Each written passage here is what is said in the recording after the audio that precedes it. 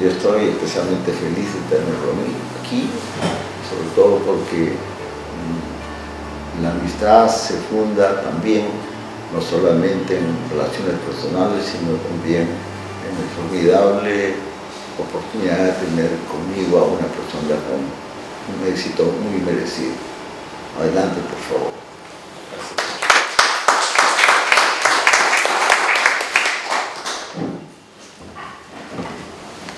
Me he quedado algo atónito con tanta generosidad. Solamente me alcanza a medias agradecer estas palabras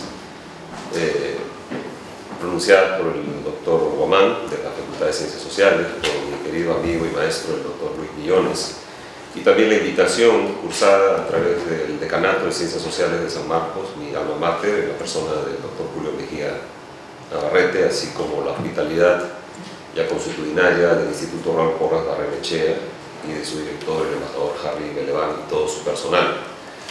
Por supuesto, también a todos ustedes por la gentileza de brindarme su tiempo esta noche. Estoy seguro que más por mí han venido por el título, ¿verdad? Y quizá después de la charla podamos convocar a elecciones. Así que, si no les resulta demasiado pesada, voy a dar inicio a esta reflexión sobre el Inca Garcilaso, que muchas veces se le suele ser restringido al ámbito de la literatura colonial, ¿no? A un evento pasado que tiene poco que ver con el presente. Yo creo que voy a poder demostrar que no es así, que es uno de los autores más actuales y que sigue diciendo mucho más sobre el Perú ahora en el siglo XXI que bastantes autores vivos. Pese a sus 400 años ya enterrado, el Inca Garcilaso nos sigue ofreciendo claves para entender mejor el mundo contemporáneo, incluso más allá de nuestras fronteras territoriales. A lo largo de sus obras, pero sobre todo en los comentarios reales de sus dos partes, en 1609 y 1617, despliega una constante visión política sobre el pasado incaico y, de manera quizá más importante, sobre el presente que le tocó vivir, es decir, el de la consolidación del Estado colonial y la sustitución de una economía agrícola por una de extracción minera, en desmedro del bienestar de la población indígena. Parecería, pues, que algunas cosas no han cambiado, ni siquiera con la implementación del Estado criollo desde 1821. En el Inca Garcilaso se encuentran temas que nos resultan muy contemporáneos. Por ejemplo, el tema de la preservación medioambiental, el de la migración o planificación poblacional, el del bilingüismo, el de la discriminación étnica y muchos más. Será difícil ahondar en cada uno de ellos por las limitaciones de tiempo, por lo que me referiré sobre todo a un aspecto que nos concierne a todos: el cambio climático y el calentamiento global, temas ineludibles en las agendas políticas y económicas de este siglo XXI. Comencemos pues por algunas definiciones básicas. Sabemos que vivimos ya desde hace un buen tiempo en el Antropoceno. Este periodo geológico se define como una época en la historia de la Tierra en que el factor humano ejerce el mismo poder que una fuerza natural. El término fue propuesto el año 2000 por el Premio Nobel de Química Paul Crutzen y el biólogo Eugene Strouber. Poco a poco ha ido ganando mayor aceptación debido a que resulta claro que el calentamiento global producido por los humanos no afecta solamente el clima y la diversidad biológica del planeta, sino la misma geología. Se prevé que este cambio tendrá efectos perdurables por mucho más que algunos siglos, vale decir que durará milenios, ya que las emisiones de dióxido de carbono quedan acumuladas en la atmósfera y en las capas de hielo que se van derritiendo en los polos, hasta el punto de inundar extensas costas y hacer de nuestra época algo radicalmente distinto de los anteriores periodos como el Plioceno, el Pleistoceno y el más reciente Holoceno. El efecto, lamentablemente, es ahora irreversible, y ya se puede ver en las recientes inundaciones en la Florida y otros territorios del sudeste asiático, en medio de otras desalentadoras noticias. En el caso del Perú y de muchos países que se encuentran entre los trópicos, se trata de una situación más grave aún, pues las fuentes de agua potable que provienen de los glaciares empiezan a escasear y se prevé que en unos 100 años habrá zonas del territorio peruano que serán sencillamente inhabitables por sus altas temperaturas. Expertos como Daniel Hellinger, en su libro Comparative Politics in Latin America, señalan que ya para 1999 se había establecido que en los 27 años anteriores se habían perdido 12.000 millones de metros cúbicos de agua de los glaciares derretidos y que esto afectaría en las décadas siguientes a los valles de la costa y de la selva amazónica, la cual, por otro lado, viene sufriendo un agresivo proceso de deforestación debido a la minería formal e informal, la ganadería, la explotación petrolera, la tala indiscriminada, el narcotráfico y otras actividades que contaminan sus aguas y especies. La pregunta que todos se estarán haciendo es: ¿cuándo empezó el antropoceno? Diversos especialistas apuntan a momentos tan diversos como la invención de la agricultura hace unos 7.000 años. Otros al llamado descubrimiento de América en 1492, otros a la revolución industrial del siglo XIX y algunos más al año 1950, cuando comenzaron los experimentos con detonaciones nucleares en diversas partes del globo. Lo cierto es también que la actividad minera, que se potenció dramáticamente con la explotación de oro, plata y mercurio, sobre todo en México y Perú durante el periodo colonial, empezó poco a poco a dejar su huella. Hoy se sabe, por ejemplo, que los restos de dióxido de carbono acumulados en glaciares y capas polares a partir del siglo XVI aumentaron notablemente cuando en el Nuevo Mundo se comenzó el sistema de separación de metales preciosos a través del mercurio y otros minerales calentados en hornillos, así como con la deforestación de algunas regiones. La atmósfera recogió esos gases y los depositó en superficies anteriormente no contaminadas, pero este fue apenas el principio. Aquí es donde podemos encontrar algunas claves para la lectura de los comentarios reales en este siglo XXI, puesto que, como señala Bruno Latour, el antropos, o sea, nosotros, no puede ser más el ser humano separado de la naturaleza, según se concibió en el humanismo tradicional y en el desarrollo de la economía capitalista, sino que constituye hoy la mayor fuerza geológica de los últimos siglos. En tal sentido, mereceríamos mejor el apelativo de terranos antes que de humanos para comprender el papel de nuestra especie en el futuro del planeta. Si bien el Inca Garcilaso no intuyó nuestra casi apocalíptica situación actual, sí ofreció perspectivas que advertían ya desde el siglo XVII de los peligros de la excesiva explotación minera y la ruptura de una relación armoniosa y autosostenible con la naturaleza. Lo hace en comparación con la política de los incas sobre el uso de metales preciosos que tenían una finalidad principalmente ritual. Por ejemplo, nos dice Garcilaso, tenemos la cita: el oro y la plata y las piedras preciosas que los reyes incas tuvieron en tanta cantidad solamente los estimaban por su hermosura y resplandor, para ornato y servicio de las casas reales y templos del sol y casas de las vírgenes. Es decir, que en términos actuales, dichos metales y joyas solamente tenían valor de uso y no de cambio. Esto se explica bien dentro de una concepción de la economía basada en bienes consumibles y no ornamentales. Por supuesto que tal modelo económico sería hoy impensable, dada la dominación de capital financiero internacional basada en el respaldo de reservas auríferas. Pero lo importante es distinguir entre lo que representa el oro para los incas y los medios para su explotación, al margen de cualquier acumulación de capital. Hay otros cronistas, como Bartolomé de Segovia, antes llamado Cristóbal de Molina, el almagrista, que, por ejemplo, se refieren a una concepción animista de los metales preciosos, identificando el oro con lágrimas del sol y la plata con lágrimas de la luna. Es lógico que, siendo ambos astros las deidades más altas del panteón visible incaico, los metales correspondientes hayan tenido un lugar especial en contextos rituales y de afirmación simbólica entre los incas. Sin embargo, su explotación nunca llegó a proporciones extraordinarias y mucho menos masivas.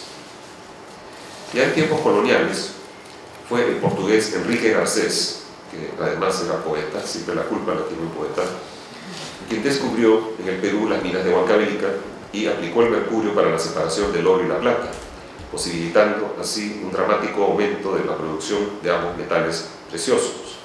Nos dice Garcilaso sobre Garcés: y así pasaron 22 años desde el descubrimiento español de las minas de Potosí en 1545 hasta el año de 1567, que se halló el azogue o mercurio por ingenio y sutileza de un lusitano llamado Enrique Garcés, que lo descubrió en la provincia Huanca, que no sé por qué le añadieron el nombre Huilca, que significa grandeza y eminencia, si no es por decir de la abundancia del azogue que allí se saca, que sin lo que se desperdicia son cada año 8.000 quintales para su majestad, que son 32.000 arrobas. Sin embargo, los incas, que ya habían conocido antes el mercurio, lo tenían prohibido por los letales efectos que producía. Dice por eso Garcilaso que alcanzaron los incas el azogue, mas no usaron de él, porque no le hallaron ningún provecho, antes, sintiéndolo dañoso, prohibieron el sacarlo. Y añade que, vamos a la segunda cita en la pantalla, se admiraron de su viveza y movimiento, mas no supieron qué hacer de él ni con él, porque para el servicio de ellos no le hallaron provecho cosa alguna. Antes sintieron que era dañoso para la vida de los que lo sacan y tratan, porque vieron que les causaba el temblar y perder los sentidos, por lo cual, como reyes que tanto cuidaban de la salud de sus vasallos, conforme el apellido de amador de pobres, vedaron por ley que no le sacasen ni se acordasen de él, y así lo aborrecieron los indios de tal manera que aún el nombre borraron de la memoria y de su lenguaje, que no lo tienen para lograr el azogue. Fin de cita. Los efectos mortíferos del mercurio o azogue eran conocidos en España también, como indica Sebastián de Covarrubias, que hace referencia a esta situación en 1611, diciendo que, cito, los que andan en las minas del azogue viven muy poco, porque como es tan penetrante, se les entra hasta los huesos. Hasta ahí Covarrubias. Ahora bien, esa preocupación de los incas por el bien común contrastaba radicalmente con el sistema de redistribución poblacional y el redireccionamiento de la agricultura hacia la minería realizada por el virrey Francisco de Toledo entre 1569 y 1581. Como es sabido, la mita incaica era un tributo en tiempo de servicio que formaba parte de la reciprocidad establecida entre el Estado y las comunidades andinas, y veremos que Toledo tergiversa ese sentido, pero antes conviene considerar cuál es el trasfondo filosófico y teológico de Garcilaso para su crítica del Estado colonial. Desde hace mucho me ha llamado la atención la referencia directa y constante a la idea del bien común en los comentarios reales. ¿No? Es una frase que se repite una y otra vez. He encontrado por lo menos 64 menciones del bien común como una de las características de la administración incaica. Como es sabido, esta es una expresión que permea también casi todos los tratados políticos del Renacimiento, desde el Institutio Principis Christiani hasta en 1516, hasta el Príncipe Cristiano de Pedro y Rivadeneira en 1599. El bonus communis, o bien común, constituye unánimemente el fin último del quehacer político y llega a ser usado de manera explícita, como hace Rivadeneira, para rebatir la doctrina de la razón de Estado maquiavélica. El uso del bien común en el Inca Garcilaso encaja pues con una larga tradición que se remonta por lo menos a los tratados de Santo Tomás de Aquino, quien a su vez adapta al cristianismo las doctrinas de Aristóteles en la ética nicomaquea y en la política. Para el doctor Angélico, Santo Tomás, la idea de un orden justo que atienda a las necesidades básicas de una población, persiguiendo la salvación espiritual, es una forma de materializar el reino de Dios en la tierra. Esta al menos resulta ser la finalidad del quehacer político, pues como señala el filósofo argentino Javier Martínez Barrera, el bien común último es Dios mismo. Y es que en la escolástica, el gran edificio de la sociedad debe asentarse sobre la unidad entre el ser humano y el principio de la moral hacia el bien. Ética y política son indesligables y a la vez la abstracción individuo-sociedad no refleja de ninguna manera la realidad del hombre y el propósito divino de la creación. Continúa Martínez Barrera diciendo, para Santo Tomás, decir humano y decir moral es exactamente lo mismo. A la vez, el bien común en Santo Tomás debe buscarse mediante un gobierno que ponga en práctica las enseñanzas de los evangelios, siguiendo lo que más tarde se conocerá como filosofía Christi, una renovación humanista de las doctrinas escolásticas. Juan Arocena ofrece la siguiente definición de la filosofía Christi que vemos en pantalla. El humanismo aspiró a una revitalización del cristianismo, desfalleciente bajo el peso de un rígido ritual de groseras supersticiones de una iglesia cada vez más secularizada y de huecas exteriorizaciones de una fe inerte. Esa aspiración se concretó en los postulados de la filosofía Christi, filosofía destinada a ser vivida, no molida en sutiles especulaciones. Se exigía, en definitiva, adquirir conciencia de la condición de cristiano y actuar en consecuencia. Las normas rectoras debían ser otra vez las emergentes de la sencilla palabra evangélica, desnuda del complicado ropaje con que la había vestido y aún disfrazado la escolástica. Para que el mundo se transformara, pensaban los humanistas, para que el cristianismo se convirtiera en una feliz realidad, sobraban las sabias especulaciones que no preocuparon ni a Cristo ni a sus apóstoles. Bastaba que las verdades anunciadas por ellos fueran divulgadas, sin agregados ni ornamentos, por los predicadores en sus sermones, por los maestros en sus cátedras, e inspiraran además la conducta del príncipe. Solo mientras un rey actúe en beneficio de sus súbditos, merecerá el importante encargo que Dios puso en sus hombros.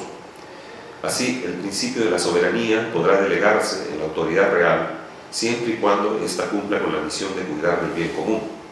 De otra manera, se tratará simplemente de una tiranía, y los súbditos tendrán el derecho de destronar al rey y hasta eliminarlo si se sirve con esto a un bien común y no a la repetición de una nueva tiranía. Y esto aparece de manera explícita en Juan de Mariana, un jesuita neoescolástico que publica en 1599 su Tratado del Rey y de la Institución Real. En la llamada alta escolástica o neotomismo desarrollado en España, gracias al impulso contrarreformista de mediados del siglo XVI, estos criterios se ponen nuevamente en boga y afectan el debate entre la justicia de la conquista y el mejoramiento de los nuevos súbditos americanos incorporados a la corona. El edificio social discursivamente trazado por los neoescolásticos del siglo XVI permitía la apertura de un lugar claro para la incorporación de las masas indígenas dentro del gran proyecto universalizador de la Contrarreforma. Desgraciadamente, esta intención no siempre se vio cumplida.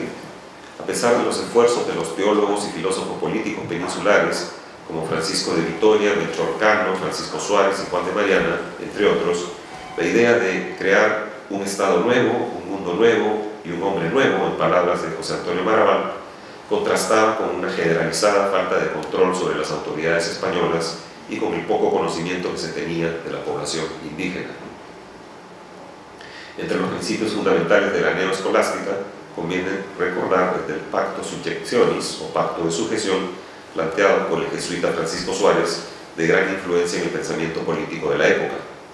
Este principio reclamaba el consentimiento mutuo de rey y vasallos en la consecución de la felicidad universal.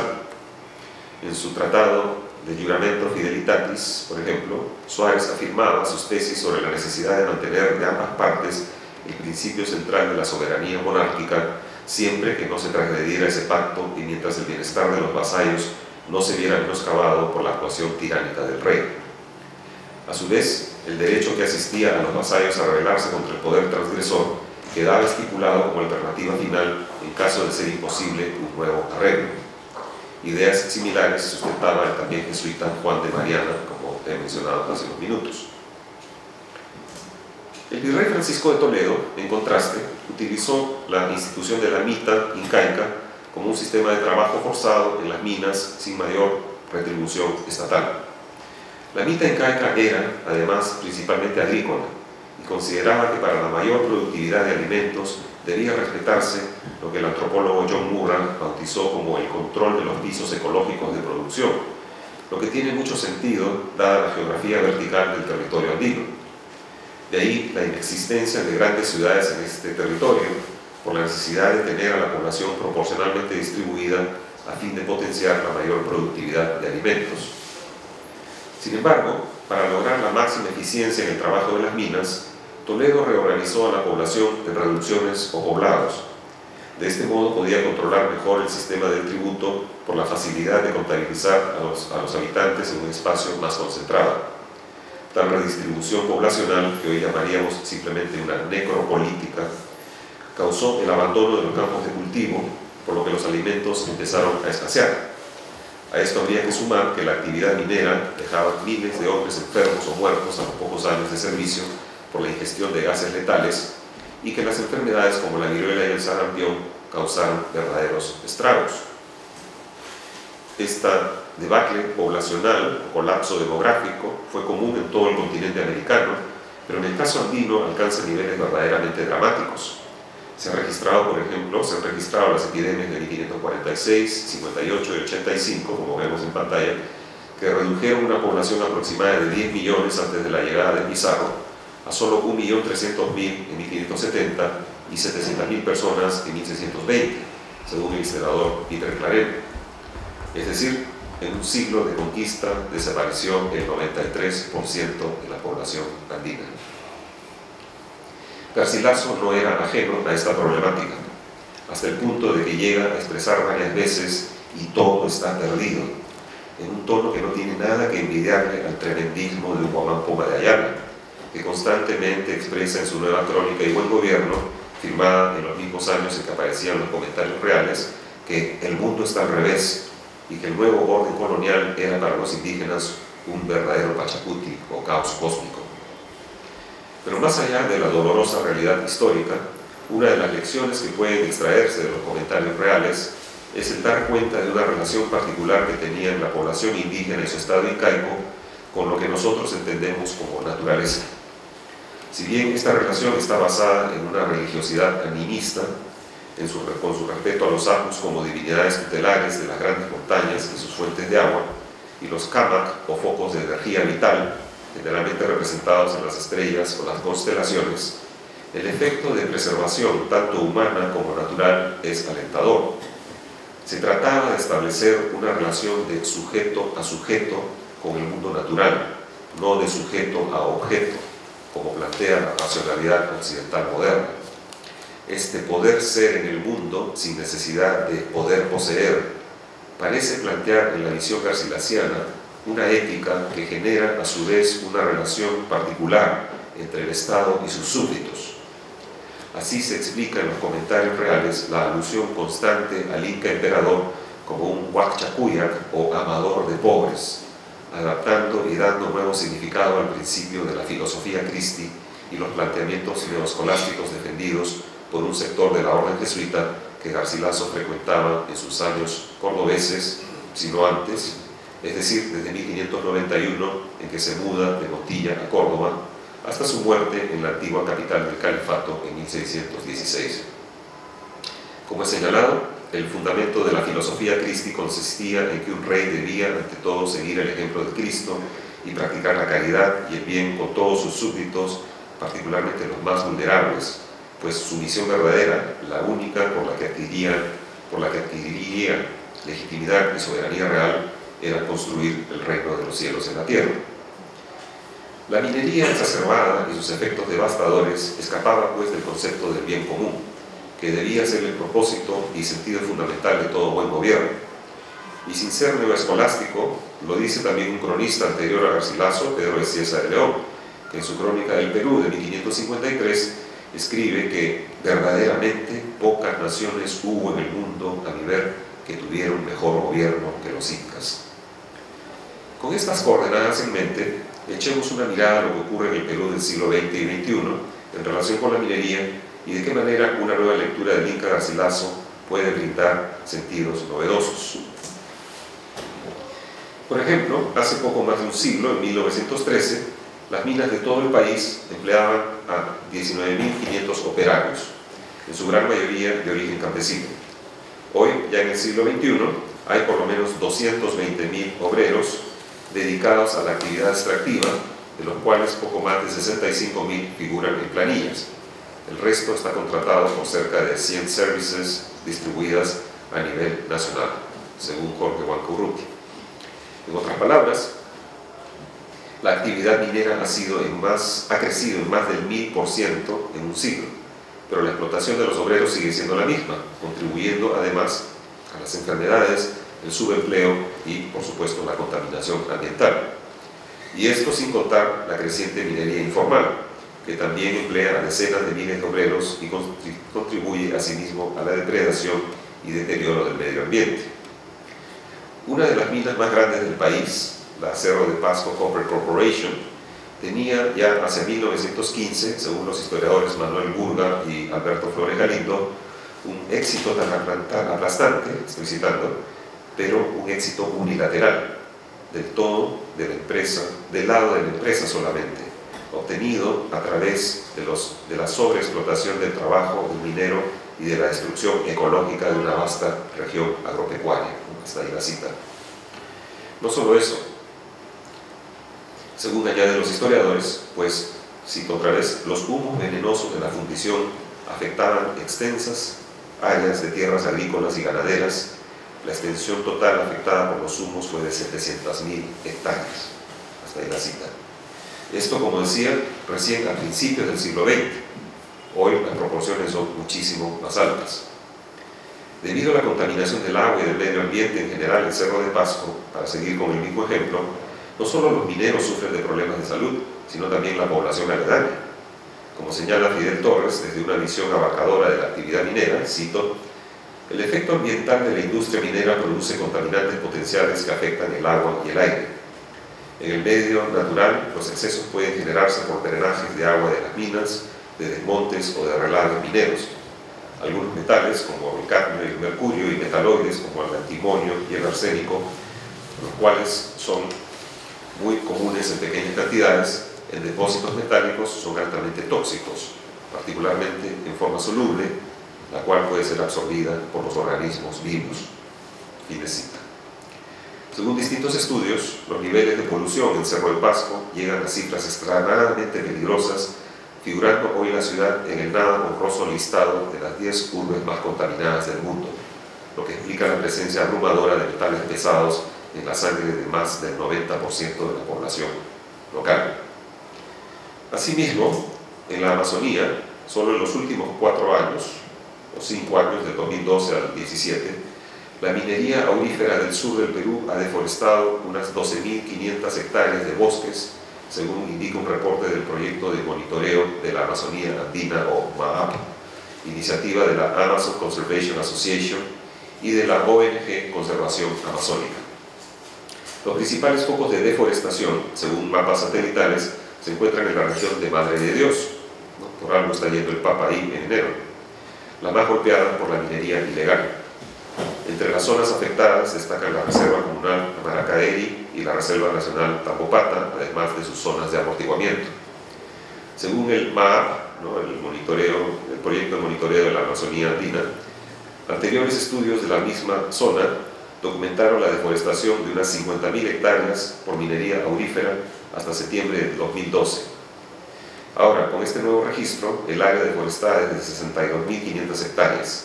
Además de Madre de Dios, otras regiones seriamente afectadas son Cusco y Puno. Asimismo, los efectos de la explotación aurífera han sido graves en la región de Cajamarca, donde, como sabemos, grandes empresas mineras como Yanacocha han contaminado las cabeceras de lagos y ríos, afectando así a los animales y a los pobladores locales. Esta región sigue en pie de lucha por detener el avance de nuevos proyectos de explotación minera, ya que los daños producidos hasta hoy son cuantiosos para la población local. Tan devastador panorama surge, como señala mi compañero de mesa, el antropólogo e historiador Luis Miñones, con el cambio, ¿no? Surge con el cambio de valores que supuso la mitad colonial. Nos dice Luis Miñones que, cito, la percepción de la riqueza ligada a la posesión de oro y plata llega con la conquista. Descubrir y excavar las entrañas de la tierra se convierte en una práctica obsesiva de la que los indios son la mano de obra sacrificada. Fin de cita. En ese sentido, habría que añadir también que del mismo modo queda sacrificado el medio ambiente, sobre todo en el periodo republicano, en que el crecimiento exacerbado de la actividad minera no solo prolonga la condición del Perú como país exportador de materias primas y por lo tanto sujeto a las fluctuaciones del mercado internacional, sino que lo hace partícipe de la escalada mundial de consumo de combustibles fósiles, contribuyendo así al aumento alarmante de las emisiones de dióxido de carbono y el consiguiente efecto invernadero que nos amenaza. En su libro Learning to Die in the Anthropocene, Reflections on the End of a Civilization, o sea, aprendiendo a morir en el antropoceno, reflexiones al final de una civilización, el filósofo Roy Scranton examina la seriedad de la crisis climática y apela a la imaginación humanística que podría ayudarnos a enfrentar el sombrío futuro que nos espera. El mundo cada vez más caliente, más húmedo, más caótico en el que vivimos, es decir, el mundo del antropoceno, requiere de una nueva visión radical y de una reconfiguración de la misma vida humana. Roy Scranton propone una vuelta a la filosofía y hasta la sabiduría zen para explorar lo que significa ser humano en un mundo tan rápidamente cambiante. Según Scranton, para sobrevivir debemos primero aceptar nuestra mortalidad, pero no solo como individuos, sino como civilización, y reinventar todos los esquemas que sostienen el orden político y económico imperante, a fin de subvertirlo. Solo entonces se podría paliar en algo la inevitable crisis climática que se nos avecina en pocas décadas. Aunque suene muy idealista y alarmista, tal postura va ganando cada vez más adeptos y ha obligado a repensar el sentido mismo de las humanidades en un mundo dominado por la tecnocracia y la pérdida del sentido de la vida en sociedad. Desde América Latina se ha venido desarrollando en los últimos lustros el llamado giro decolonial, que plantea una revalorización de las categorías de pensamiento y prácticas sociales indígenas. Si bien sus principales exponentes, como Walter Miñolo, Santiago Castro Gómez y Ramón Rosfogel, no le han prestado mayor atención al Inca Garcilaso, no me cabe la menor duda de que nuevas lecturas del Inca, basadas en su saber ambiental y su visión de la minería y de las relaciones entre sociedad y Estado, podrían contribuir notablemente a una reconceptualización del mundo indígena y de nuestras formas de organización social el día de hoy. Visto desde el siglo XXI, el Inca Garcilaso resulta tremendamente contemporáneo. Es por eso importante superar las lecturas estrictamente literarias o historicistas del Inca y aprovechar el legado humanista y ambientalista que sus textos guardan. Hay que admitir, sin embargo, que el Inca Garcilaso escribe desde un periodo aún premoderno, en muchos aspectos, o si se quiere, de modernidad temprana, pero definitivamente de mentalidad presecular, con la creencia firme de que una aristocracia mestiza descendiente de los conquistadores y la nobleza incaica llevaría mejor que nadie las riendas del imperio del Perú, como él lo llama. Naturalmente, él y sus compañeros de generación estarían en la cúspide de esa pirámide social y política. Su visión del Estado es señorial y estamental, como es propio de las sociedades de antiguo régimen. Y, pese a todo, no es descabellado considerar la pertinencia de su propio ejemplo personal como sujeto migrante, al tener que trasladarse entre idiomas, de su quechua materno a su castellano paterno, siempre en doble vía, y ya en su edad madura, entre espacios y culturas muy distintas, tratando de encontrar sentido y validez a la episteme de cada una de ellas en un mundo que también se encontraba en plena transformación, ya que trató de darle sentido.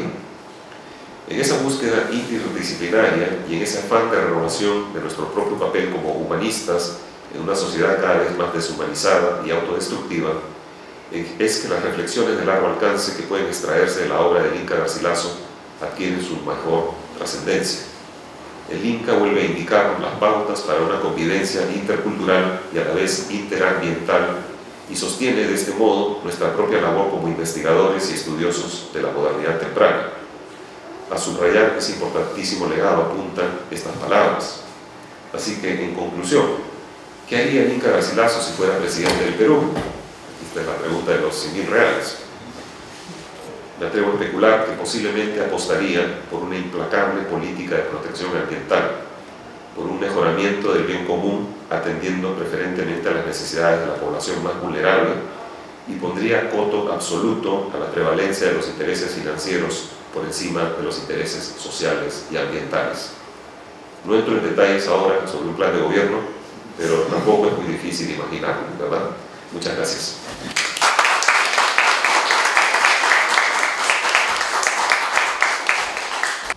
No he querido alargar más la exposición porque me interesa mucho dialogar con ustedes. Es una pregunta larga de formular, pero espero que sea claro. En principio de los años 60 tienen extraordinario éxito dos antropólogos que llegan de Estados Unidos. Son John Murray y Tom Sugden. Ellos llegan a principios de los 60 y Murra, que es un excelente vendedor de sus ideas, tiene un éxito notable y además logra movilizar un gran grupo de gente, sobre todo a partir de la relación con José Matos Mar, entonces Estudios Peruanos, el Instituto de Estudios Peruanos y la Universidad de San Marcos. Tom Zuidema llega también en esa misma época y más bien vinculado con la católica, empieza a tener un rápido éxito, a pesar de que su propuesta interpretativa tarda en calar, puesto que iniciaba los estudios estructuralistas aplicados al arianismo. Curiosamente, ninguno de los dos emplea en sus trabajos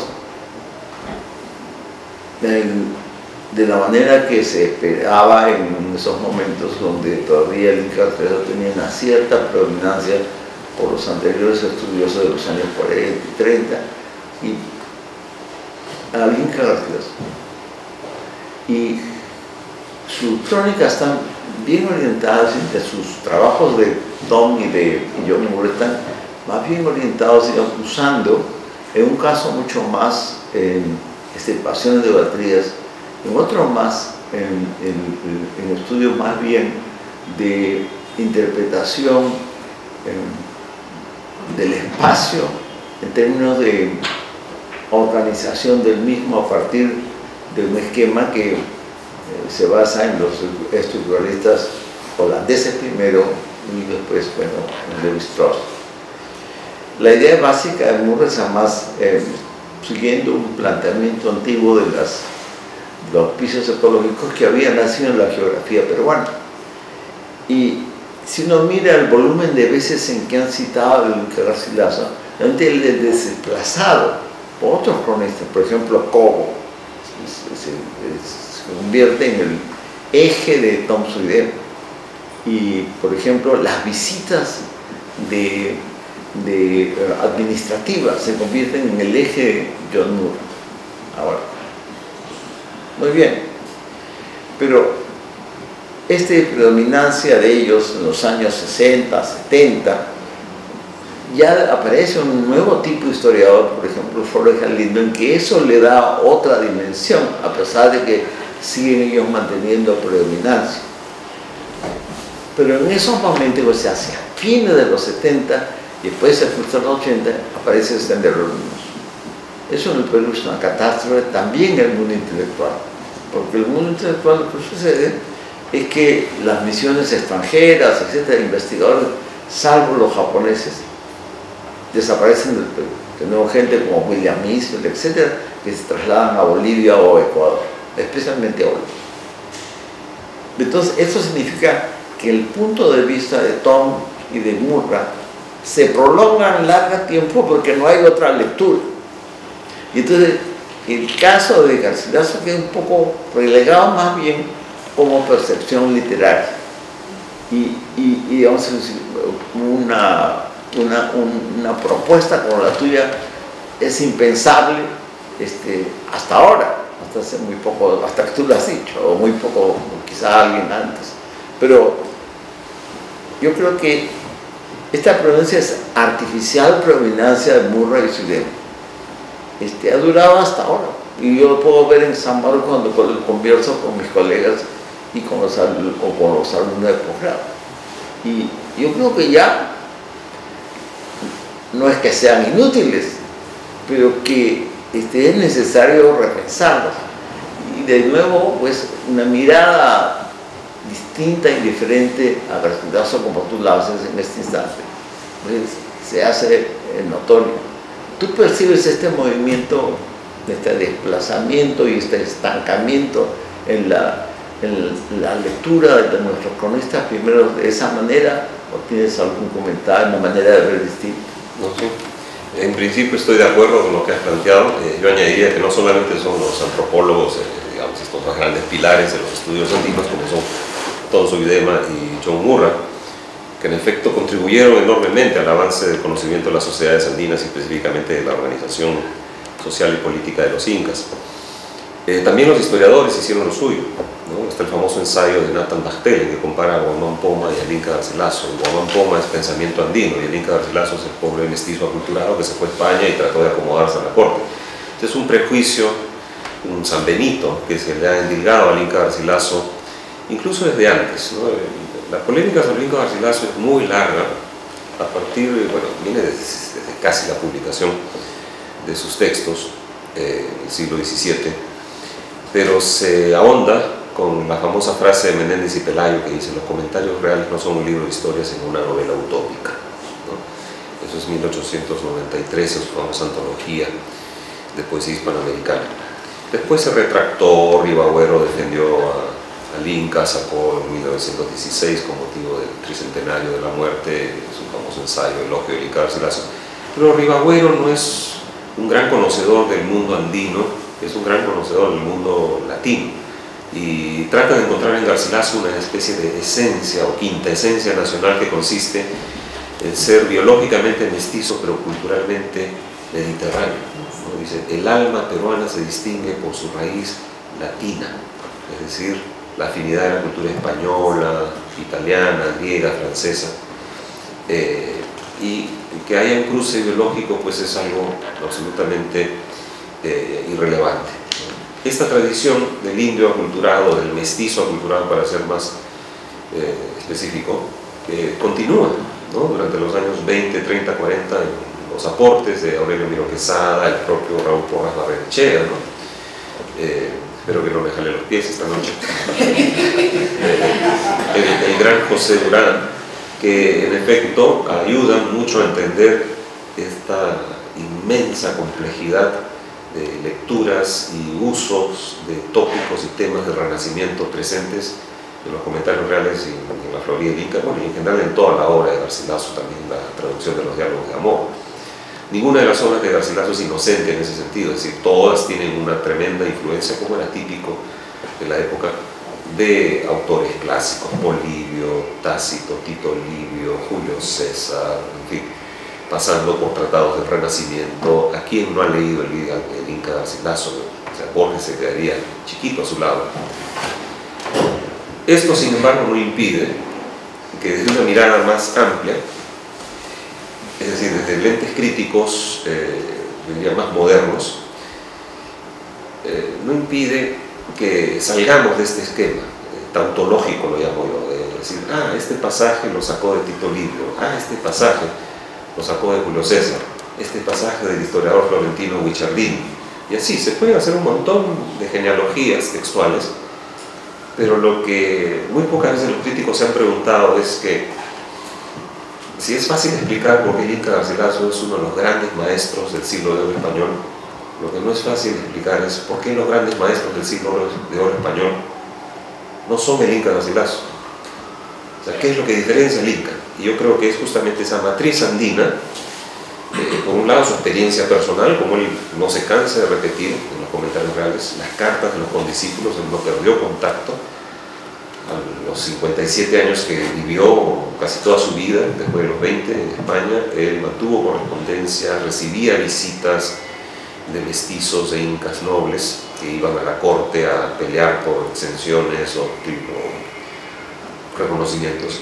Entonces estaba al tanto de lo que pasaba en el Perú y recibía cada vez nueva información, ¿no? Él iba recopilando datos y datos hasta el punto en que, desde mi perspectiva, todo el aparato retórico, por muy humanista, por muy renacentista que se le pueda calificar, no quita que las selecciones de tópicos renacentistas muchas veces tengan que ver con formas de traducción de algo que ya él plantea como existente en la realidad andina.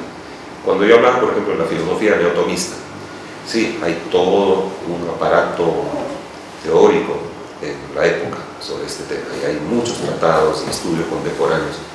¿Por qué el Inca se apega a los jesuitas y no a otras órdenes? ¿Por qué a ese sector específico?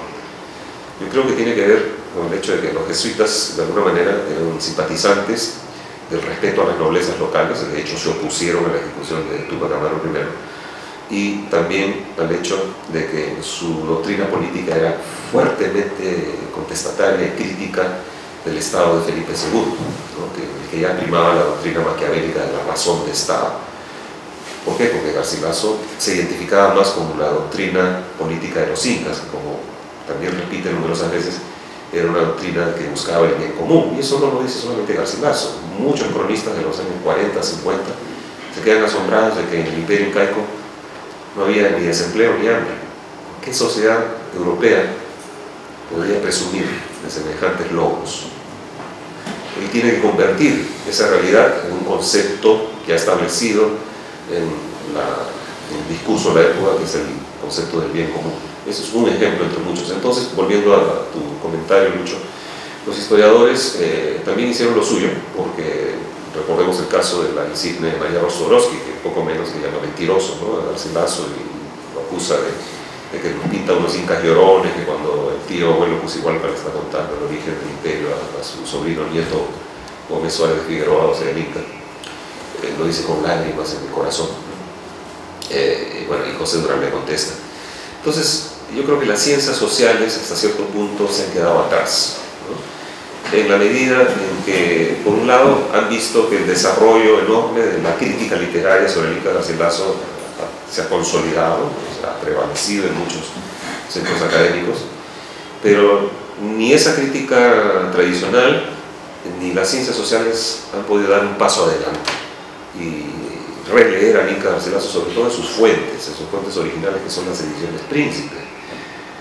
Hasta ahora bien sigue presente un escándalo que no hay una edición crítica de los comentarios reales. Ediciones hay muchas, hay divulgaciones importantes, la más reciente la de Carlos Araníbal, pero es una actualización y una modernización que incluso le cambia palabras, ¿no?, al texto del Inca Garcilaso. Entonces hay que tomar con pinzas cualquier edición moderna y volver a las fuentes para ver los ritmos, sobre todo, ¿no?, la prosa y las entonaciones que plantea esta escritura, ¿no?, tan rica en matices, en dobles y triples sentidos numerosas veces. Hay mucho por hacer, ¿no? Yo creo que espero estar contribuyendo un poquito al unir mi formación literaria con mi un poco menos fuerte formación en ciencias sociales, aunque tengo un diplomado en antropología, no sé si eso te lo conté alguna vez, Lucho, para poder leer desde un aparato, espero que novedoso, ¿no?, estos textos que para mí no son ni literarios ni históricos ni antropológicos. La obra de Inca Garcilaso es un monumento cultural y hay que abordarlo desde esa perspectiva, ¿no?, desde todos los ángulos que nos puede ofrecer. Muy bien. Prosigamos con alguna pregunta. ¿Tienen la palabra? Adelante, por favor. Lamento haber llegado un poquito tarde. El tráfico limeño me detuvo la línea de Arequipa, estaba totalmente paralizado. Pero es la falta de bien común. El bien común está desorganizado. Así no es. Mira, pues realmente es mucho un aporte importante, digamos, esa lectura que se hace de alguna manera del Inca. Las lecturas han ido evolucionando en las últimas décadas. O sea, hubo un momento en que una entrada psicoanalítica, Hernández, la memoria del bien perdido, luego hay una lectura también de los usos del Inca Garcilaso en los grandes procesos continentales, la independencia, los derechos humanos y tal. Y la parte económica yo creo que es extremadamente importante, las dimensiones es extremadamente importante. El Inca, digamos, se diría hoy que es un anti-extractivista y favorable a la diversidad productiva, para decirlo en términos contemporáneos, que es la gran batalla en este momento de que este país deje de ser extractivista y pues genere estos problemas graves que existen, que matan a la gente, como la contaminación del agua, etcétera, etcétera, ¿no? De modo que yo creo que esta línea, de alguna manera, pues deja en un segundo plano ya la lectura puramente literaria y culturalista que se ha hecho y aborda elementos contemporáneos. Yo creo que es cierto? Esa es una buena línea de trabajo, ¿no? Has mencionado, por ejemplo, el tema del bien común. Yo creo que pues, ese es un elemento crucial también a recuperar, ¿no es cierto? Entonces, digamos, todo el derecho de gente es fundamento de los derechos humanos y el tema del bien común es clave, de modo que yo creo que hay que ir en esa línea. Y creo también que hay que recuperar la dimensión sapiencial del Inca Garcilaso, es decir, tú hablaste de un retorno a la filosofía, pero creo que un poco más, porque la filosofía es como una gimnasia de las ideas, esa dimensión sapiencial. Yo lo he utilizado en algunos trabajos, ¿no? Como hay un trabajito mío que se llama Saber Gobernar, publicado por el Fondo de Cultura Económica, pero comienzo con unos epígrafes. Y hay uno, por ejemplo, que Garcilaso dice, yo prefiero, el imperio, los incas preferían, digamos, que primero se cultive la tierra del común, o sea, del valle, y luego solamente después el de los incas, porque ellos necesitan estar bien, porque si no, no son buenos ni para la coexistencia, ni para la guerra, ni para nada, ¿no? O sea que hay muchos elementos que también hay que sacarle partido. En nuestra política la dimensión sapiencial no llega, ¿no? Y entonces esa parte se ha desvalorizado y tenemos la clase política que tenemos, pues, estamos jodidos, ¿no? Estos presidentes presos, congresistas mal formados y tal. Entonces hay que recuperar esa dimensión. Yo creo que lo que tú planteas va en ese sentido, ¿no? Yo creo que tendríamos que proseguir eso. Hay otro elemento también interesante que tú lo mencionaste, el tema de que, por ejemplo, para sacar el oro, no utilizar mercurio, porque eso haría mal a la salud. Ese mensaje, digamos, esa idea de gobernar con dulzura, fue tremendamente poderoso para los lectores del siglo XVII y XVIII, al punto que la edición francesa, la de 1633, causó una enorme revolución, porque en realidad era una crítica al despotismo ilustrado y vertical. Al publicar los comentarios reales, hubo autores muy importantes. Salignac, el conde Salignac es uno de ellos, que es incluso expulsado porque cuando él hace la apología de Garcilaso, lo que estaba haciendo es una crítica al rey, a su despotismo ilustrado. Y dice que hay que gobernar con dulzura. Yo creo que hay muchos elementos de ese orden de política práctica y de ilusiones económicas en el que es plenamente contemporáneo. Sí, es contemporáneo en cada época, siempre enseña algo. La recepción en el siglo XVII en Francia y en otros países, Inglaterra. También hay una tesis que habla de Inca Garcilaso como el inspirador de John Locke, ¿no? Imagínense, o sea, el padre teórico del liberalismo, nada menos, ¿no? La está por publicar el autor, es un joven político también. Como 7 citas de Sí, ¿no? El autor de esta tesis se llama John First, y va a salir dentro de poco. O sea, va a ser realmente un aporte fundamental, porque el Inca es no solamente, como se suele decir, el peruano universal, nuestro primer peruano, etc., esas frases cliché que abundan desde hace décadas, sino es que verdaderamente es un pensador universal en el sentido de que es capaz de enfrentar el grave problema del colonialismo en su momento, que él sufre en carne propia, y le da vuelta a través de esa famosa frase, ¿no? A los que somos hijos de padre español y de india nos llaman mestizos, y es nombre con el que me honro y me lleno la boca con él, ¿no? Casi textual. En ese momento en que hay serias diferencias sociales basadas en la sangre, ¿no? Particularmente no ser hijo de una mujer india es ya sospecha inmediata de propensión a la idolatría, por lo tanto a perder el alma y no ser confiable como individuo. Por eso es que el Inca nunca logra ningún cargo muy alto, ¿no? En España, por más que se bate en las alpujarras y luego despliega su enorme talento en la escritura, ¿no? Siempre vive relativamente marginal. Esos elementos ya acusan rasgos de modernidad, ¿no? Son rasgos que permiten avisorar una transformación de las relaciones sociales, que con el tiempo, ahora ya en el siglo XXI, podemos identificar con otros nombres como interculturalidad, ¿no? O respeto al plurilingüismo, o como estaba exponiendo más temprano, una relación sostenible con la naturaleza, ¿no? Sobre todo una relación respetuosa. De hecho, en tu comentario hay muchos aspectos que cabría mencionar, no sé por cuál comenzar, ¿no? Pero quizá simplemente tocar uno, el retorno a la filosofía, ¿no? En el sentido de que si pensamos en lo que está pasando y lo que va a pasar en el Perú, ¿no? Con la tragedia del cambio climático, no quiero sonar alarmista, pero ya hay informes que dicen que en 100 a 150 años el Perú va a dejar de existir como país, porque se va a convertir en un área inhabitable, por falta de agua. Básicamente, la población se va a ir o más al sur o más al norte, ¿no? Y esto en toda la zona llamada tórrida, o sea, toda la zona entre los trópicos.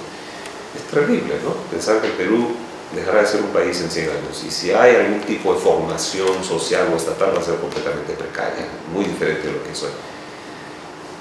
¿Cómo enfrentarse a ese problema? ¿No? Tiene que haber una transformación absolutamente radical de nuestra concepción de la sociedad, de la vida en sociedad. ¿No? El Inca nos puede ayudar a eso.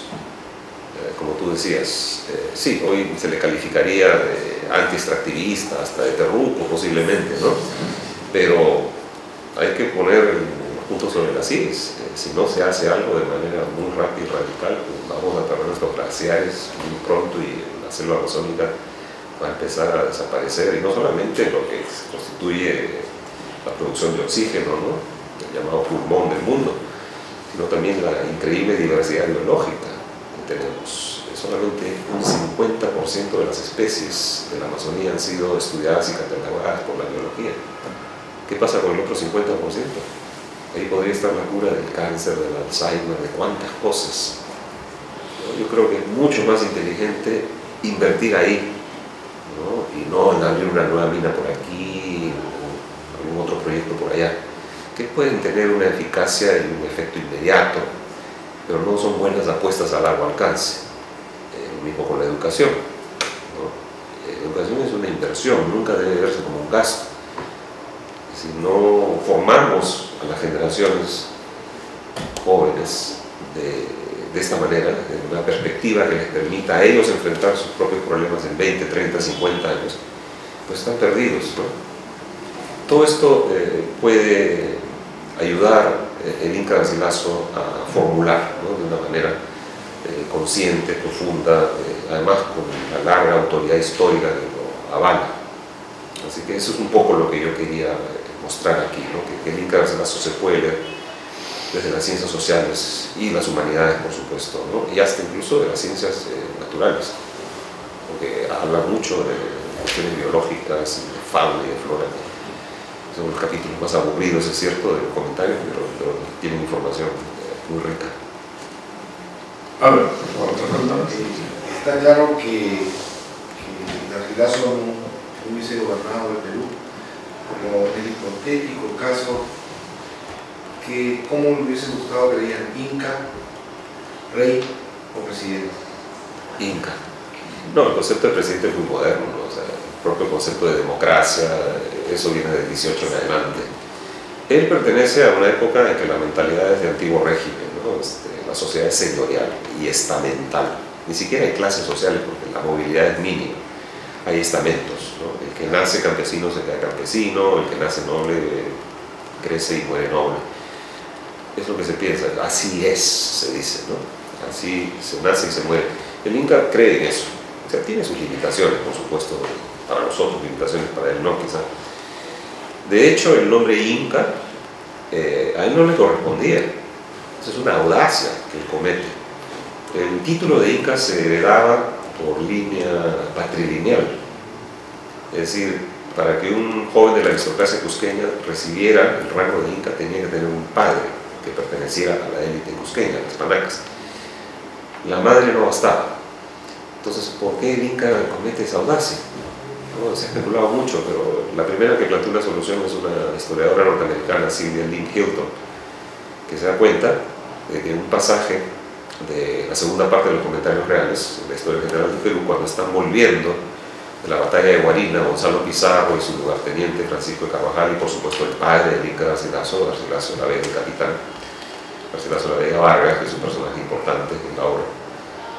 Y los propios indios nobles salen a las calles del Cusco a vitorearlos, a estos conquistadores triunfantes que habían derrotado a las tropas del rey, les gritan Inca, automáticamente, ¿no? Y Garcilaso estaba allí, tenía 8 añitos, 1547, y se queda asombrado de que cómo los españoles dicen Inca.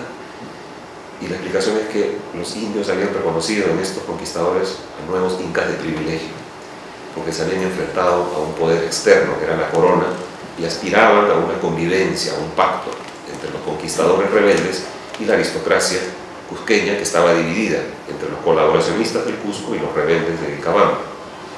Entonces, si el padre es proclamado inca por los mismos indios nobles del Cusco, ahora sí, pues el hijo mestizo recibe, ¿no?, el título. Y él recupera esa memoria, la escribe de manera muy hermosa y ya sustenta su título. Entonces yo pienso que si hubiera llegado al poder, en el caso hipotético, desgraciadamente no ocurrió, en nuestro país sería completamente diferente, ¿no? Hubiera sido gobernado, es cierto, por una aristocracia mestiza de origen encomendero y cusqueño. La capital posiblemente no sería Lima, sería Cusco o alguna otra ciudad andina. Y si es que se hubiera seguido con esta doctrina del bien común y del Inca como amador de pobres, posiblemente no hubiera existido la tremenda despoblación y la explotación de los 300 años de colonialismo español.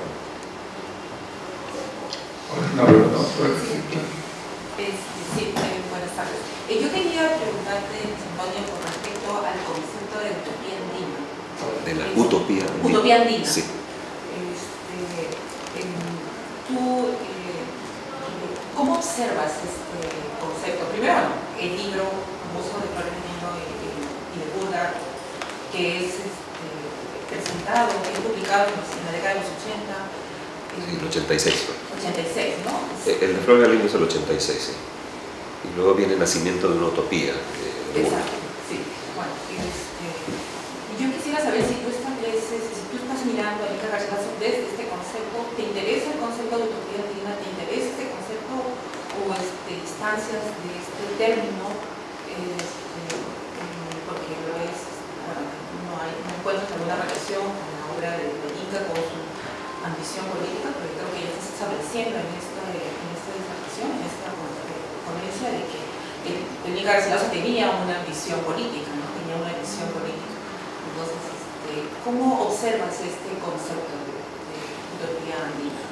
Sí, sí, lo que pasa es que la utopía andina es una elaboración moderna a partir sí, de la evidencia que también es de fines de la colonia en adelante del mito de Incarri, ¿no? O sea, parte de la rebelión de Tupac Amaru II, que la cabeza fuese para el cuerpo y algún día se unirá, etcétera, etcétera. Es un discurso moderno. En la época del Inca Garcilaso, claro, existe la palabra utopía desde 1516 con el famoso tratado de Moro, de Tomás Moro. Pero Garcilaso está planteando su proyecto político no en términos de una sociedad imposible de realizar o que no existe. Él es muy concreto. Es difícil hablar de utopía porque el espacio existe, los Andes, y la sociedad a la cual se refiere constantemente acababa de ser desarticulada del imperio incaico. Yo hablaría en el caso del Inca Garcilaso de una ucronía, ¿no? Es decir, un tiempo que no puede darse. Es destruido el imperio incaico, viene el sistema colonial, la debacle para la población indígena, como ya demostré, más del 90% de la población muere en un siglo. Esto es una absoluta catástrofe, se ha llamado genocidio, hay muchas formas de denominarlo, pero no es una utopía lo que él está planteando en el sentido de que hay una base real, ¿no?, de la que él parte. Entonces, ya en el caso de Flores Galindo, Burga y otros científicos sociales contemporáneos, también hay debate, ¿no?, sobre el significado de utopía andina. Yo recuerdo que Hiroyasu Tomoeda una vez dijo que una vez había preguntado a un campesino, ¿no?, que por qué había hablado de utopía andina a Arguedas. Dijo, no, eso se lo dije simplemente como un pajarito que canta, ¿no? Es decir, habría que tomar con pinzas un poco el concepto, no que se trate de una creencia general del campesinado peruano que siempre está presente, ¿no? Ocurre la añoranza del imperio incaico, de hecho el papel de los comentarios reales es importante, fue una inspiración para Tupac Amaru II, como se ha demostrado, pero no es necesariamente el factor movilizador de todo movimiento de rebeldía, ¿no? A veces son simples cuestiones prácticas, ¿no? Un patrón que es abusivo, que viola a las mujeres, ¿no? Sin hacerse justicia popular. De ahí saltar a la utopía, hay que ver, ¿no? Caso por caso. Me interesa el concepto, pero soy un poco desconfiado en ese sentido. No creo que se aplique completamente a Inca Garcilaso, ni lo considero una especie de iniciador. Tal vez las lecturas de fines de la colonia, sobre todo de Tupac Amaru II, podrían haber contribuido a la formación de este concepto. Pero el incanismo creo que es ajeno, ¿no? A esta problemática. ¿Habrá una pregunta más? Adelante, sí. Me trae como la primera pregunta que me hiciste, porque en Botanís, obviamente es bien difícil contestarla, pero lo que me desalienta en la generación de hoy en día es que todos los programas de educación han quitado todos los cursos y se han transformado en una cosa que no sé cómo le llaman comunicación. Entonces, la historia, Garcilaso estaría desalentado porque no hay filosofía, han quitado filosofía, han quitado todos los cursos porque ahora lo que importa es que tú seas un emprendedor y eso es bien desalentador.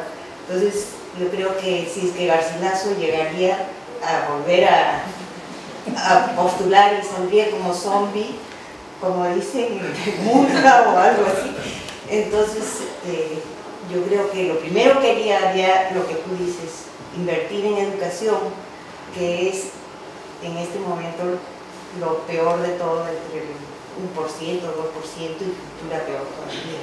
Y todos esos cursos de humanidades cada vez desaparecen. No hay arte, no hay música, incluso en los colegios más importantes se están quitando esos cursos.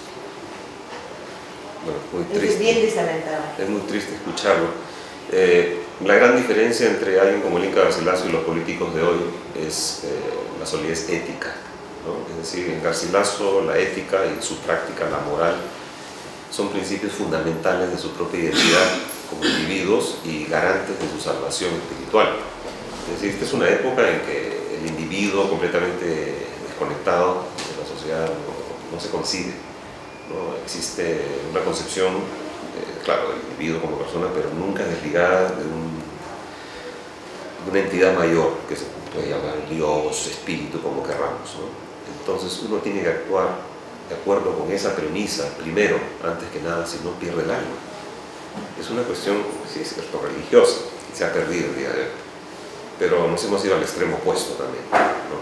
Si ya no hay cursos de filosofía, de arte, de música, etc., los intelectuales van a ser cada vez pájaros más raros. ¿Y quién va a pensar las cosas? Quieren una población sosa. Exacto, una población sosa y sumisa, ¿no? Lo cual es suicidio, porque si continúa el modelo económico actual, ya sabemos lo que va a pasar. Se va a acelerar el proceso de cambio climático, simplemente, ¿no? El Perú va a desaparecer no en 100 años, sino en 80 o 50. Por eso que la gente joven cría perros y monos. Bueno, eso ya es un poco... No sé si... A ver, una pregunta más, creo. Sí. A ver. Con la disculpa de haber llegado tarde, solamente la inquietud que nace de una reflexión de tres horizontes, ¿no? Manuscrito de Orochi, que plantea una lectura más de autogeneración de una sociedad por sí misma y más localizada en esa posibilidad, con las pluralizas que implican todas estas 18 sociedades antiguas, ¿no? Que va a ser luego cada una de ellas señalada para cada uno de los espacios de los Andes por parte de Guamapó. Estaría más en esa dirección, digamos, de pensar desde lo regional y por lo regional. En cambio, Garcilaso es un pensamiento, y eso es nítido, donde está pensando el tejido político nacional. Y finalmente construye una sociedad ideal, construye una especie de utopía que se parece mucho a las construcciones de época post-renacentistas y que dan origen a las utopías en sentido estricto política, ¿verdad? Este pensar a nivel de la idealización de los incas o del tejido político inca,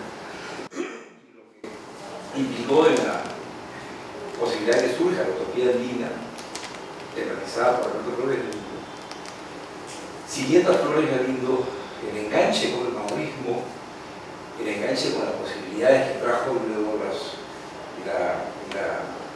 estructuración de los proyectos socialistas estatales, nacional popular estatales, y finalmente el declive de estas utopías y lo que pareciera que ahora comienza a tomar forma, que es un poco en el horizonte, pareciera que una propuesta que estaría explícita en el Estatuto de Rochín toma forma, ¿no? Por vez primera hay burguesías indígenas regionales, por vez primera hay delimitaciones políticas en el país de autoproducción social nítidas, de contestación, digamos, de asumir la capacidad de prestar al Estado poder económico y poder político.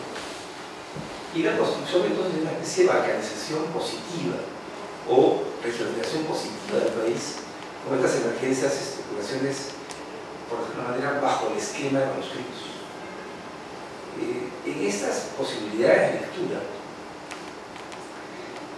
uno podría concluir apresuradamente que el proyecto utópico para el Perú, que es el que construye Garcilaso, tendría un ciclo de agotamiento, sobre todo porque finalmente, siendo que él va a tener un basamento autóctono, él también va a cimentar con fuerza, como también lo hace a su manera de perspectivas justicialistas, el cristianismo como horizonte cognitivo, como epistemología básica para pensar la política.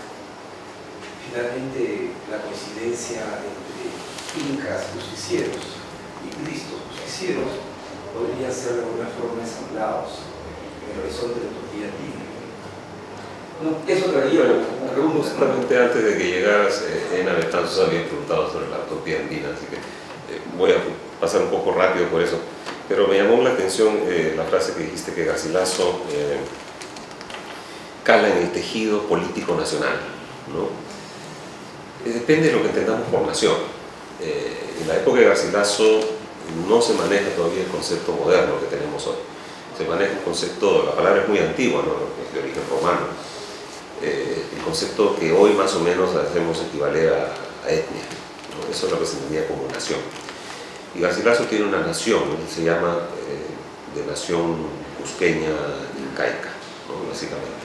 Entonces, si hay un tejido político nacional, es un tejido cuscocéntrico. Garcilaso no creo que esté apuntando a lo que hoy entendemos, o a partir del siglo XIX se entiende como una modernidad nacional abarcadora, transregional, etc., ¿no? Hay que salvar las diferencias. Dicho esto, sí hay un ordenamiento, sin embargo, un ordenamiento de las distintas naciones, ¿no?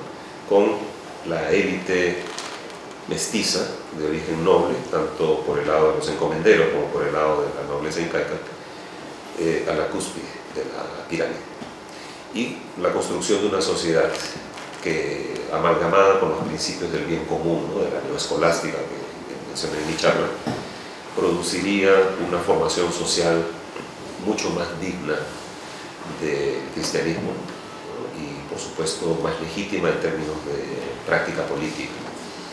Entonces yo no lo veo tanto como una utopía en Garcilaso en sí. De hecho, él no menciona la palabra por ningún lado, ¿no? Esa es una elaboración posterior, que viene ya más bien de ideas modernas. Empieza sin duda con las lecturas francesas, se expande mucho en el siglo XVIII, y luego se usa a Garcilaso como caballo de batalla, ¿no? Como una especie de precursor ideológico de una sociedad feliz, pero ya manipulando un poco sus aspectos europeos, ¿no? El mestizaje como paradigma, desde Ribagüero hasta Porras y Aurelio Miró Quesada, ¿no? Pero ¿de qué mestizaje están hablando? Es un mestizaje europeizado, ¿no? Básicamente.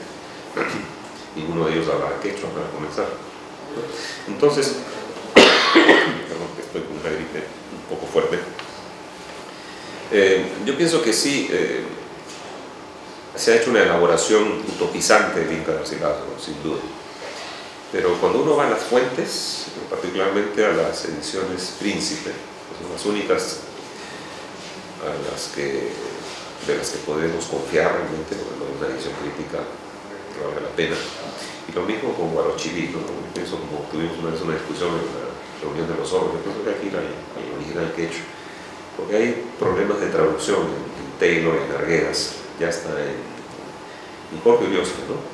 De palabras que, para que sea más fácil entender en castellano, pues se traducen supa y como diablo, ¿no? Y ya sabemos que no son completamente equivalentes. Entonces, Guarochirí en castellano yo pondría un paréntesis, ¿no?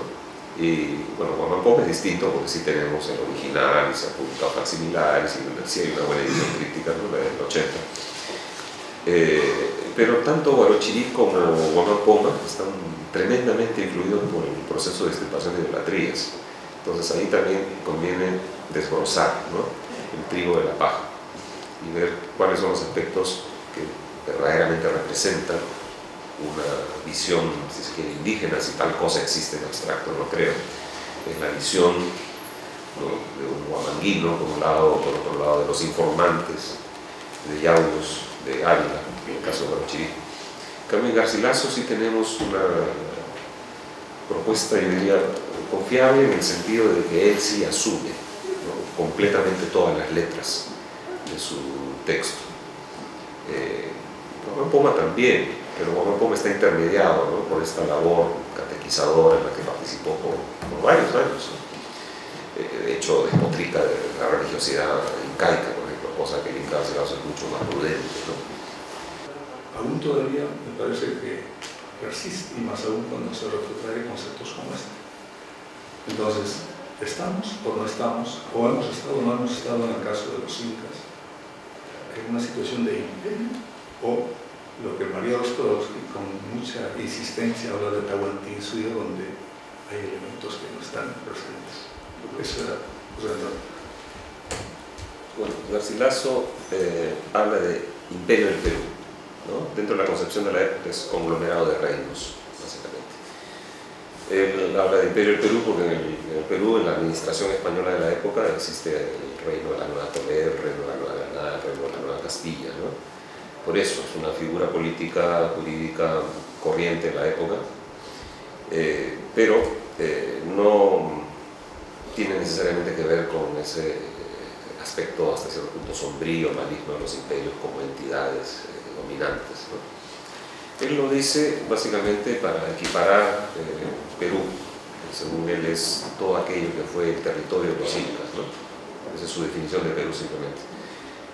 Compararlo con el lado europeo de la monarquía española, ¿no?, que en el momento estaba dividida, ¿no?, a través de la corona de Castilla como eje central en los virreinatos del Mediterráneo y de la propia península, y luego los virreinatos americanos, incluyendo las Filipinas. Entonces, para resaltar el virreinato del Perú lo llama imperio simplemente, no es una simple figura. Ahora, si el Tahuantinsuyo era un imperio, ¿no? Bueno, es que la figura imperio es una categoría occidental, ¿no? También hay que recordar que Garcilaso no está necesariamente queriendo regresar a un imperio incaico, y se da cuenta que es imposible, porque sería renegar de su lado paterno. Muchas veces se olvida que la segunda parte de los comentarios reales es fundamental en la propuesta política de Garcilaso, ¿no? Él describe muy bien, sobre todo en el libro quinto de la primera parte, las bondades de la administración incaica, la repartición de la tierra en terceras partes, etc. Un sistema que el propio Franklin Pierce me decía, ¿no?, antes de fallecer, que le parecía la descripción más exacta, incluso más exacta que otros cronistas, de lo que era la administración incaica y el sistema de tributo indígena antes de la llegada de los españoles. Pero si uno lee la segunda parte, se da cuenta que Garcilaso lo que en realidad quiere es el regreso a las encomiendas, no el imperio incaico o al Tahuantinsuyo, porque eso sería ir contra sus propios intereses. Entonces, para él el sistema económico ideal es la encomienda, en el cual se garantiza que la tutela de un grupo de pobladores, que puede ser cientos o miles, al servicio del encomendero, que en este caso sería un encomendero mestizo como él, que va a velar por los intereses de esa población, se sustentaría, ¿no?, en estos descendientes del cruce de conquistadores con princesas incaicas. Entonces, A esa formación él podría llamar quizá un imperio, y ni siquiera se atreve a hablar de una ruptura con la corona española, ¿no? En todo caso quizá hubiera estado de acuerdo en una relación subsidiaria, pero con administración local. Contra lo que sí se opuso fuertemente fue contra el sistema burocrático que implantó ya de manera definitiva el virrey Toledo. Entonces, en ese sentido sí se opone a un imperio español, ¿no? Externo, de manera muy, muy fuerte, muy crítica. Bien, entonces, un aplauso, Carlos.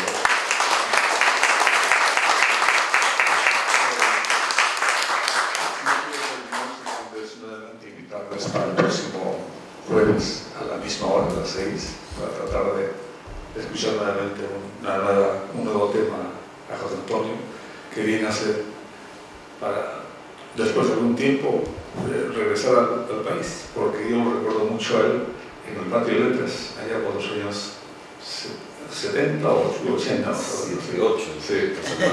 Entonces, de manera que me alegra verlo nuevamente y escucharlo, obviamente con una ilustración extraordinaria. Entonces, el próximo jueves nos encontramos nuevamente a las 6 y les agradezco muchísimo por su presencia. Muy buenas noches. Solo quiero anunciar que la charla del jueves es una especie de continuación. Se titula también provocadoramente El problema del criollo, a diferencia del ensayo Mariátegui que dedicarla del problema del indio. Y lo que voy a tratar de explicar es, al haber fracasado el proyecto político garcilaciano, cómo surge un Estado llamado nacional, criollo, que en realidad yo conceptúo más como un Estado étnico criollo. De eso hablaré. Gracias, José Antonio.